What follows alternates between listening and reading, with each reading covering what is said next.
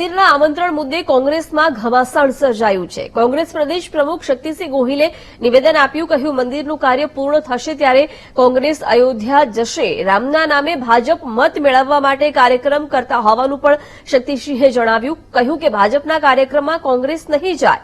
પ્રાણ પ્રતિષ્ઠાનો નિર્ણય શંકરાચાર્યનો કરવો જોઈએ। સાથે કહ્યું, દિલમાં ભાવ હોય ત્યારે આશીર્વાદ મળે છે।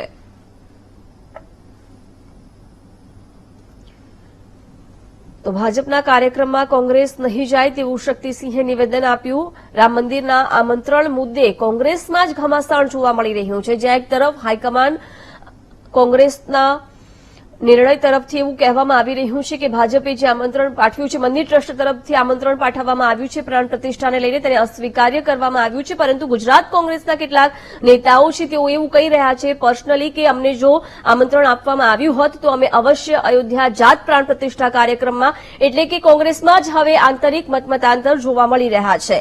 જો કે ગુજરાત કોંગ્રેસ પ્રદેશ પ્રમુખ શક્તિસિંહે નિવેદન આપતા કહ્યું કે કોંગ્રેસ ભાજપના કાર્યક્રમ મંદિરના કાર્યક્રમમાં નહીં જાય। અમારા જૂનાગઢના કાર્યકર્તાઓ, શુભેચ્છકો અને ત્યાંના સ્થાનિકો સાથે એક સંવાદ રાખેલો છે। દરેક જિલ્લાઓમાં સ્થાનિક પ્રશ્નોના સંવાદ રાખ્યા બાદ ત્યાંના જે લોકલ પ્રશ્નો છે એ સરકાર સાંભળતી નથી, ત્યારે એક પદયાત્રા કરીને કાર્યકર્તાઓની સાથે કલેક્ટર ઓફિસ સુધી જવાનું।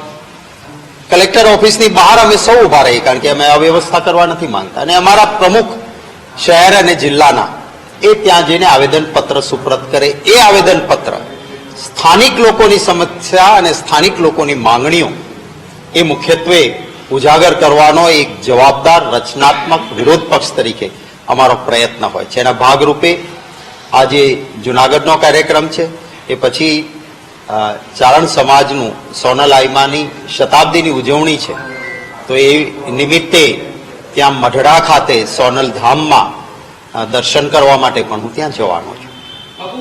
અયોધ્યા રામ મંદિર કોંગ્રેસનું મોવડી મંડળ છે કેન્દ્રીય, તે જવાનું નથી, પરંતુ સ્થાનિક કક્ષાએ અર્જુનભાઈ અને જે અમરીશભાઈ જે ટ્વીટ કર્યા છે, શું કહેશો આને લઈને?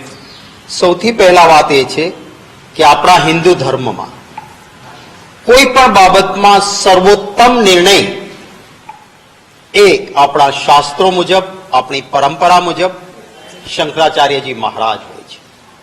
શંકરાચાર્યજી મહારાજ જ્યારે એમ કહેતા હોય કે જે મંદિરનું કામ પૂર્ણ નથી થયું એની પ્રતિષ્ઠા ન થઈ શકે। હું પોતે એક હિન્દુ છું, મારા માટે સર્વોત્તમ શબ્દ એ શંકરાચાર્યજી મહારાજના હોય, અને જ્યારે શંકરાચાર્યજી મહારાજ જ્યારે આવો આદેશ કરતા હોય ત્યારે ભારતીય જનતા પાર્ટી ચૂંટણી આવે છે, નહીતર તો રામનવમીથી વધારે રામ માટેનો મહત્વનો દિવસ કયો હોય?